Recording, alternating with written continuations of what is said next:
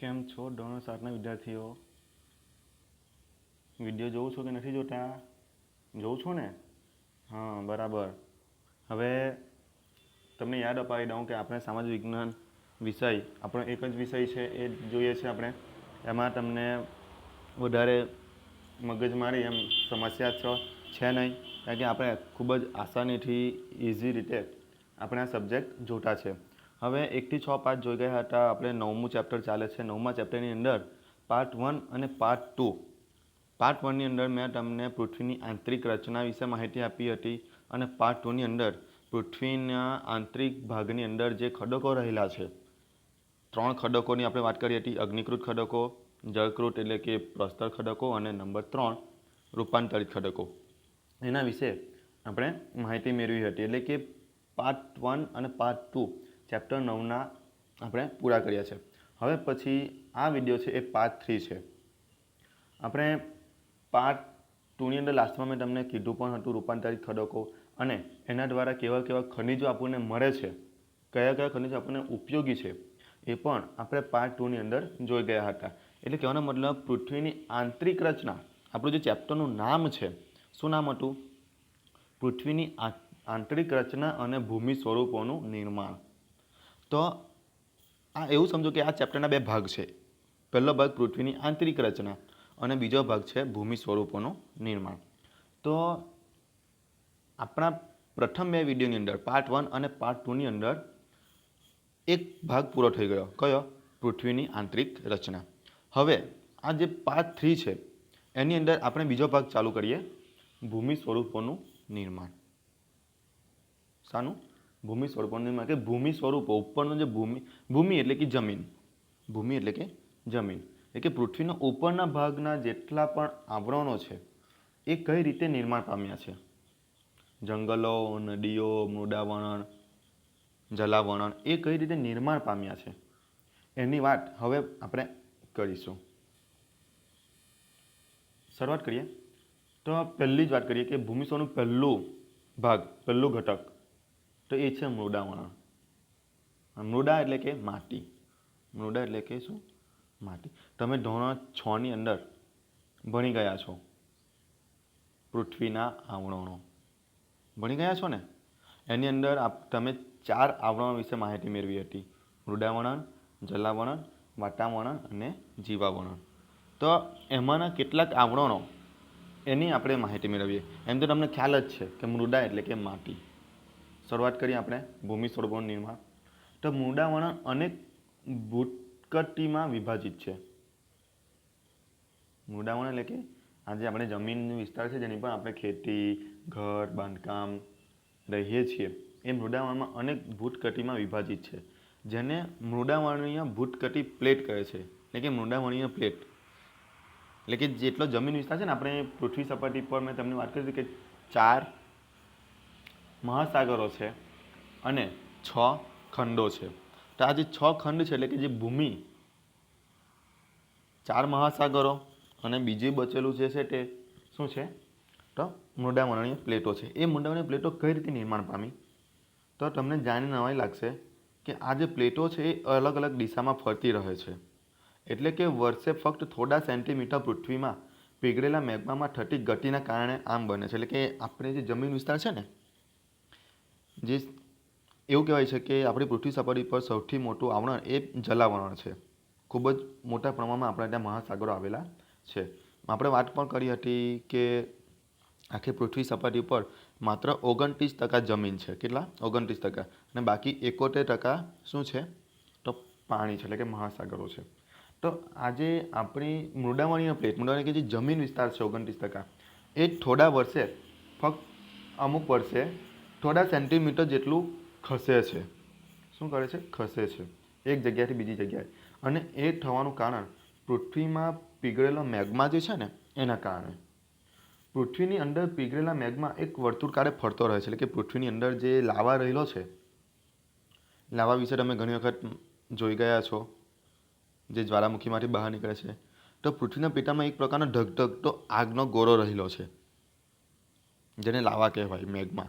જે પૃથ્વીના પેટાળમાં ગોળ ગોળ ફર્યા કરે છે અને જે જગ્યાએ પૃથ્વીનું પડ એકદમ પાતળું હોય જમીન, એ જગ્યાએથી એ બહાર નીકળી આવે છે, જેને જ્વાળામુખી કહીએ. પ્લેટની ગતિને કારણે, એટલે કે આ જે જમીન વિસ્તાર છે એની ગતિને કારણે પૃથ્વીની સપાટી પર પરિવર્તન થાય છે. પૃથ્વીની સપાટી એટલે કે આપણે જે જગ્યાએ રહીએ છીએ એની ઉપર કોઈ વખત પરિવર્તન થાય છે. પરિવર્તન એટલે કે કોઈ વખત કહેવાય કે ભૂકંપ આવી જાય છે, પર્વતો ધસી પડે છે, ખબર છે ને. તો વળી આગળ શું થાય છે, તો પૃથ્વીની ગતિઓને એ બળોના આધારે વિભાજિત કરવામાં આવે છે કે જેના કારણે આ ગતિઓ પેદા થાય છે. હવે પૃથ્વીનું જે આ બળ રહેલું છે એ પૃથ્વીના આંતરિક ભાગમાં નિર્માણ પામે છે. પૃથ્વી જે ગોળ ગોળ ફરે છે એની અંદર પૃથ્વીની અંદર જે બળ રહેલું છે, બળ એટલે કે એક પ્રકારની શક્તિ, તો એ ક્યાં નિર્માણ પામે છે, તો પૃથ્વીના પેટાળમાં. શામાં? પૃથ્વીના આંતરિક ભાગ. આંતરિક એટલે કે પૃથ્વીનો અંદરનો ભાગ, જેને આપણે શું કહીએ, પેટાળ કહીએ છીએ, જેને આંતરિક બળ કહે છે. જુઓ, આ જે પૃથ્વીના પેટાળમાં જે લાવા રહેલો છે, જે ગોળ ગોળ ફરે છે પૃથ્વીના પેટાળમાં, એ એક પ્રકારનું પૃથ્વીને શક્તિ પૂરી પાડે છે, બળ, જેને આંતરિક બળ કહે છે. અને જે બળ પૃથ્વીની સપાટી પર ઉત્પન્ન થાય છે, અને જે બીજી શક્તિ પૃથ્વીની સપાટી કોને કહેવાય, જેની પર આપણે ઊભેલા છે તે બહારનો ભાગ, પૃથ્વીનો આંતરિક ભાગ એટલે કે પૃથ્વીનું પેટાળ, પૃથ્વીની અંદરનો ભાગ, અને પૃથ્વીની સપાટી તો જેની પર આપણે ઊભેલા છે તે. તો એની ઉપર કઈ રીતે જે બળ ઊભું થાય છે એને બાહ્ય બળ કહે છે. સમજ પડે છે ને. પૃથ્વી ઉપર બે પ્રકારના બળ ઉત્પન્ન થાય છે. એક તો પૃથ્વીના પેટાળમાં રહેલો જે લાવા છે એ ગોળ ગોળ અંદર ફરે છે, તેના કારણે આંતરિક બળ ઊભું થાય છે. અને જે બળ પૃથ્વીની સપાટી ઉપર એટલે કે બહારના ભાગ પર ઉત્પન્ન થાય છે એને બાહ્ય બળ કહેવામાં આવે છે. હવે વાત કરીએ તો આ જે આંતરિક બળ છે પૃથ્વીના અંદરના ભાગમાં જે ઉત્પન્ન થાય છે, એ આંતરિક બળ ક્યારેક આકસ્મિક રીતે આકસ્મિક એની જાતે જ પેદા થાય છે. એને કોઈ શક્તિ કે કોઈ મનુષ્ય દ્વારા ઉત્પન્ન કરવામાં આવતું નથી, એ એની જાતે જ ઉત્પન્ન થાય છે પૃથ્વીના પેટાળમાં. તો વળી ક્યારેક એ ધીમી ગતિએ, કેવું, ધીરે રહીને ઉત્પન્ન થાય છે. જો વાત કરીએ આપણે તો ભૂકંપ અને જ્વાળામુખી જેવી ઘટનાઓ છે એ આકસ્મિક છે. કેવી છે? આકસ્મિક છે. હવે ભૂકંપ અને જ્વાળામુખી છે પૃથ્વીના અંદરના ભાગમાં થાય છે ને. તો એ ભૂકંપ અને જ્વાળામુખી અંદરના ભાગમાં પેટાળમાં થાય છે, તો એની અસર ક્યાં ઉત્પન્ન થાય છે? આપણને જમીન પર ઉદ્ભવે છે ને, જેની પર આપણે રહીએ છીએ, ભૂમિ સપાટી, એની પર એની અસર વર્તાય છે. એટલે તમે વિચાર કરો, તમને એકદમ સાને સમજ કે પૃથ્વીના પેટાળમાં ઉત્પન્ન થયેલો ભૂકંપ એ એની આંતરિક ઘટના છે. કેવી છે? આંતરિક ઘટના. પરંતુ એ આંતરિક ઘટના જ્યારે ભૂકંપ પૃથ્વીના પેટાળમાં થાય છે તો એની અસર આપણને જમીન વિસ્તારમાં થાય છે, ઉપર. તો એને કેવી કહેવાય છે? તો એ બાહ્ય પરિવર્તન કહેવાય છે. કેવું કહેવાય છે? બાહ્ય પરિવર્તન. ચાલો સાદું સિમ્પલ ઉદાહરણ આપું તમને. પાણીની બોટલ છે. પાણીની બોટલને તમે 21 વર્ષે પીયા કરો તો પાણીની બોટલ દબાઈ જશે. દબાઈ છે ને પાણીની બોટલ. તો કયા કારણે? તો હવે તમને સમજાવું કે તમે પાણીની બોટલમાંથી બધું પાણી ખેંચી લીધું, એ એની આંતરિક ઘટના કહેવાય. કેવી કહેવાય? આંતરિક ઘટના. કારણ કે પાણીની બોટલની અંદરથી તમે પાણી ખેંચી લીધું. હવે એને તમે અચાનક જ છોડી દો, બોટલને તમે અચાનક છોડી દેશો એટલે ફરી પાછી અચાનક જ મોટી થઈ જશે, અવાજ પણ આવશે, મોટી થઈ જશે. તો એ મોટી થવાનું કારણે તમને એનું પરિવર્તન ક્યાં થયું? બાહ્ય પરિવર્તન થયું. પાણી તમે ખેંચ્યું જેને કારણે બોટલ દબાઈ ગઈ, એ આંતરિક ઘટના કહેવાય. જ્યારે એને છોડી દેવું એટલે બોટલ પાછી મોટી થઈ જશે, તો એ શું કહેવાશે? એનું બાહ્ય પરિવર્તન કહેવાશે. તો આ રીતે ભૂકંપ એ પૃથ્વીના પેટાળમાં થયેલું આંતરિક ઘટના છે, અને એના કારણે જે પૃથ્વી સપાટી પર જે અસર થાય છે એ એની બાહ્ય ઘટના છે. ભૂકવચ પર ખુલ્લું એક છિદ્ર હોય છે જેમાંથી પીગળેલો પદાર્થ અચાનક નીકળે છે, તેને જ્વાળામુખી કહેવાય. હવે પૃથ્વીના પેટાળમાં જે લાવા રહેલો છે તમને ખબર છે, તો એ પૃથ્વી સપાટી પર જે જગ્યાએ નાનું છિદ્ર હોય, એટલે નાનું કાણું, તો એ જગ્યાએથી આ લાવા બહાર નીકળવા પ્રયત્ન કરે છે અને અચાનક ફાટી નીકળે છે. તો અચાનક બહાર નીકળવાની પ્રક્રિયાને શું કહેવાય છે? તો જ્વાળામુખી કહેવાય છે. શું કહેવાય છે? જ્વાળામુખી કહેવામાં આવે છે.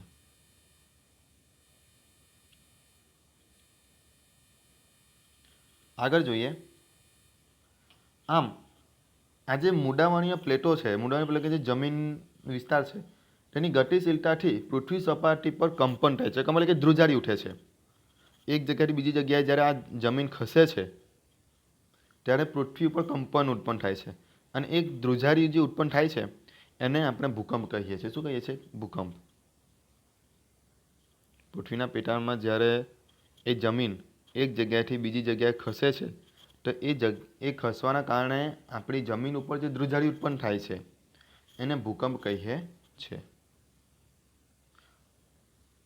હવે જે જગ્યાએથી પૃથ્વીના પેટાળમાં જે જગ્યાએથી આ ધ્રુજારી ઉત્પન્ન થઈ છે એને શું કહેવાશે? ભૂકંપનું ઉદ્ભવ કેન્દ્ર કહેવાશે. ભૂકંપનું ઉદ્ભવ કેન્દ્ર. ચલો હવે તમને સમજાવી દો ભૂકંપ એટલે શું. તો એક સ્થિર પાણી છે, નદી, તળાવ કે તમારા ઘરમાં રહેલા તગારાનું પાણી, એની અંદર તમે પથ્થર નાખજો. શું નાખજો? પથ્થર. હવે જે જગ્યાએ તમે પથ્થર નાખો છો ત્યાંથી મોજા ઉત્પન્ન થાય છે. મોજા ઉત્પન્ન થાય છે ને. હવે એ મોજા તો દૂર દૂર સુધી ફેલાય છે. મોજા દૂર દૂર સુધી ફેલાય છે, પરંતુ જે જગ્યાએ તમે પથ્થર નાખ્યો છે એ જગ્યાથી મોજા ઉત્પન્ન થયા તો એને શું કહેવાશે? ભૂકંપનું ઉદ્ભવ કેન્દ્ર. તો પૃથ્વીના પેટાળમાં પણ આ જ વસ્તુ થાય છે કે જે જગ્યાએથી ધ્રુજારી ઉત્પન્ન થાય છે એને ભૂકંપનું ઉદ્ભવ કેન્દ્ર કહેવાય છે. પરંતુ એની અસર જેટલા વિસ્તાર સુધી ફેલાય, ક્યાં ક્યાં સુધી એની અસર વર્તાય છે એને ભૂકંપ મોજા કહેવાય છે. શું કહેવાય છે? ભૂકંપ મોજા અથવા અઢી કેન્દ્ર કહેવાય છે. શું કહેવાય છે? અઢી કેન્દ્ર. ચલો સમજાવું છું તમને એક્ઝામ્પલ. હવે તમે જે જગ્યાએ પથ્થર નાખ્યો પાણીમાં, એ પથ્થર નાખવાની જગ્યાને આપણે ઉદ્ભવ કેન્દ્ર કહ્યું, પરંતુ પથ્થર નાખ્યા પછી જે એક પછી એક જે ગોળ રાઉન્ડમાં જે મોજા ફેલાયા, જે જ્યાં જ્યાં સુધી એ મોજા ફેલાય એને ભૂકંપ મોજા અથવા અઢી કેન્દ્ર કહે છે. શું કહેવાય છે? અઢી કેન્દ્ર. એટલે કે એના તરંગો. બીજું એક ઉદાહરણ આપું. ચાલો આપણે જે ગામમાં રહીએ છીએ તો એ ગામની નીચે જ્યારે ભૂકંપ ઉત્પન્ન થાય છે તો એ ગામની નીચે જ્યારે ભૂકંપ ઉત્પન્ન થયો તેને ઉદ્ભવ કેન્દ્ર કહેવાય. શું કહેવાય? ઉદ્ભવ કેન્દ્ર. પરંતુ એ ભૂકંપના કારણે કેટલા વિસ્તાર સુધી એની અસર વર્તાય, ગામની અંદર જ કે ગામની બહાર કે આપણા ગામથી થોડે દૂર આવેલું અન્ય ગામ, તો જ્યાં સુધી એની અસર વર્તાય છે એને શું કહેવાય છે? અઢી કેન્દ્ર કહેવાય છે. ભૂકંપનું અઢી કેન્દ્ર. હવે બીજી વાત કરીએ તો જે જગ્યાએ આ ભૂકંપ ઉદ્ભવેલો છે ત્યાં સૌથી વધારે નુકસાન થાય છે. જેમ જેમ દૂર જતા જઈએ તેમ તેમ એ નુકસાન કેવું થતું જાય છે? ઓછું થતું જાય છે. જેમ કે વાત કરીએ તો તમે પાણીમાં પથ્થર ફેંક્યો તો એની સૌથી વધુ અસર ક્યાં થઈ? તો જે જગ્યાએ પથ્થર પડ્યો એ જગ્યાએ સૌથી વધુ અસર થઈ. પરંતુ જેમ જેમ એ મોજા ફેલાતા ગયા તેમ તેમ એ મોજા ઓછા થતા ગયા ને પાણીની અંદર, કે મોજા દૂર દૂર સુધી થતા જ જાય છે? નથી થતા. તો જે જગ્યાએ તમે પથ્થર ફેંક્યો એ જગ્યાએ વધારે નુકસાન થાય છે ને પાણીને, એટલે કે ઉછરે છે ને પાણી. પથ્થર ફેંકો તે જગ્યાએ પાણી ઉછરે છે, એટલે કે એ પથ્થરનો અસર એ નજીકની જગ્યાએ વધારે વર્તાય છે, પરંતુ દૂર દૂર સુધી એની અસર કેવી થતી જાય છે? ઓછી થતી જાય છે. એવી જ રીતે આ ભૂકંપ પણ જે જગ્યાએ ઉદ્ભવે છે તે જગ્યાએ ખૂબ જ વધુ નુકસાન કરે છે, પરંતુ જેમ જેમ એ વિસ્તાર દૂર થતો જાય તેમ તેમ એની અસર ઓછી થતી જાય છે. એક્ઝામ્પલ આપું તમને કે આપણું ગામ છે ઉમરવાડા. એવું સમજો કે ઉમરવાડા ગામની અંદર નીચે પૃથ્વીના પેટાળમાં ભૂકંપ આવે છે તો એને ભૂકંપનું ઉદ્ભવ કેન્દ્ર આપણે કહીશું જ, પરંતુ ત્યાં સૌથી વધારે નુકસાન પણ થશે કારણ કે એનું ઉદ્ભવ કેન્દ્ર ઉમરવાડા ગામની નીચે જ છે. એની અસર વર્તાશે, પરંતુ દૂર જતાં એ ઓછી થતી જશે. હવે ઉમરવાડાની એક બાજુ આવેલું છે અંકલેશ્વર અને બીજી આ બાજુ આવેલું છે પાનોલી ગામ. કે પાનોલી ગામ અને અંકલેશ્વર ગામ, ત્યાં અસર કેવી હશે? ઓછી હશે. ત્યાં તેની અસર કેવી હશે? ઓછી હશે. પરંતુ સૌથી વધારે એ ભૂકંપની અસર ક્યાં હશે? કે જે જગ્યાએ ઉદ્ભવેલું છે એ જગ્યાએ. અને કઈ જગ્યાએ ઉદ્ભવેલું છે? તો ઉમરવાડા ગામમાં. તો અહીંયા સુધી તમને ખ્યાલ આવી ગયો કે કઈ રીતે ભૂકંપ ઉદ્ભવે છે અને એની અસર કઈ રીતે થાય છે. હવે વાત કરું તો આ જે કુદરતી આફત છે ભૂકંપ, એ ભૂકંપની આગાહી કરી શકાતી નથી.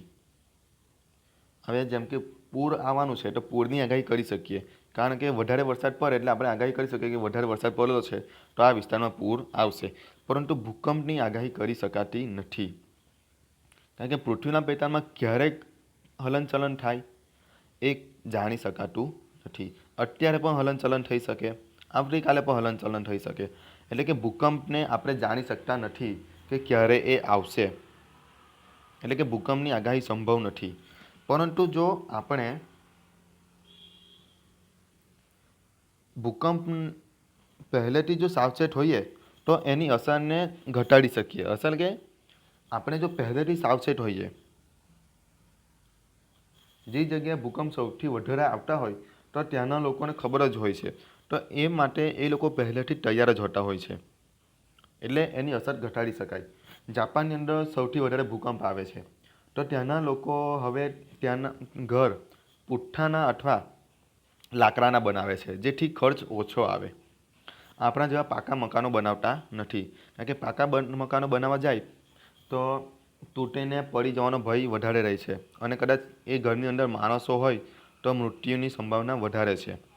તો એટલા માટે જાપાનના લોકો જે જગ્યાએ રહેતા હોય છે જ્યાં ભૂકંપની સંભાવના વધારે છે, તો એ માટે ત્યાંના લોકો પ્લાસ્ટિકના અથવા લાકડાના મકાનમાં વધારે રહે છે, કારણ કે એ બનાવવાનો ખર્ચ પણ ઓછો આવે છે અને જ્યારે ભૂકંપમાં ઘર તૂટી જાય છે તો એને બનાવતા વાર લાગતી નથી. એટલે કે નુકસાન પણ વધારે થતું નથી. અને જ્યારે ઘર પડી જાય છે તો એના કારણે મૃત્યુની સંભાવના ઘટી જાય છે. એટલા માટે આ રીતે એ લોકો પહેલાંથી તૈયાર હોય છે.